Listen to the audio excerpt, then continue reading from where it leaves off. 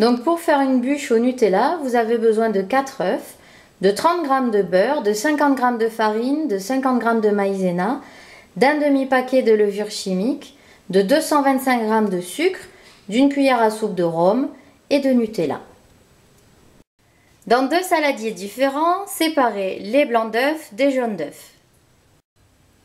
Mélangez les jaunes d'œufs et 125 g de sucre. Attention, on n'utilise pas la totalité du sucre, seulement 125 g. Vous fouettez vigoureusement jusqu'à ce que la couleur change. On dit jusqu'à ce que cela blanchisse, c'est-à-dire que ça passe de jaune foncé à jaune plus clair et que ce soit un petit peu mousseux. Mettre à chauffer le four à 170 degrés, chaleur tournante. A l'aide d'une fourchette, vous mélangez les jaunes d'œufs et le sucre battu avec la farine, la maïzena et le beurre fondu. Vous allez obtenir une pâte de consistance quand même assez épaisse. Rajoutez la moitié d'un paquet de levure chimique et bien mélanger. Rajoutez environ un tiers des blancs battus en neige. Vous changez d'ustensile, vous prenez maintenant une cuillère et vous mélangez délicatement en incorporant le blanc en neige à la pâte. Voilà, cela a permis de ramollir une partie de la pâte et en fait le but des blancs en neige c'est que la pâte puisse bien gonfler. Donc là comme la pâte est beaucoup plus molle, vous allez pouvoir incorporer le reste des blancs en neige sans trop casser les bulles. Pour incorporer les blancs en neige sans les casser, vous devez passer par en dessous, soulever et recouvrir avec la pâte plusieurs fois jusqu'à ce que le mélange devienne homogène en faisant très délicatement. Moi, je le fais dans la grande plaque du four, recouverte d'une plaque de silicone, mais sinon vous pouvez très bien le faire dans un plat rectangulaire sur lequel vous avez mis du papier sulfurisé.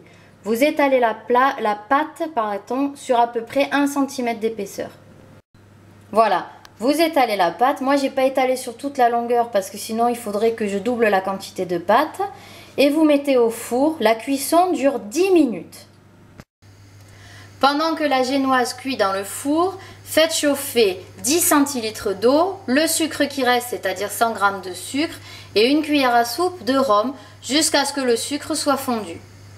Ça vous fait le sirop avec lequel nous allons imbiber le biscuit une fois que le sirop aura tiédi et que le biscuit aura tiédi. Lorsque le dessus commence à dorer, vous arrêtez la cuisson. Surveillez bien, par exemple, moi mon four aujourd'hui devait être un peu chaud. Au bout de 8 minutes de cuisson, j'ai arrêté. Avec le sirop, vous imbibez le biscuit jusqu'à ce qu'il ait absorbé tout le sirop. Voilà, tout le sirop a été déposé sur le biscuit. Vous laissez maintenant 5-10 minutes pour que ce soit bien absorbé par le biscuit. A l'aide d'une spatule, étalez délicatement le Nutella sur le biscuit. Une fois que le Nutella est réparti de façon homogène, vous allez commencer à rouler la bûche sur elle-même par le côté le moins joli en la soulevant et en la pliant en utilisant le film anti-adhérent qui est en dessous.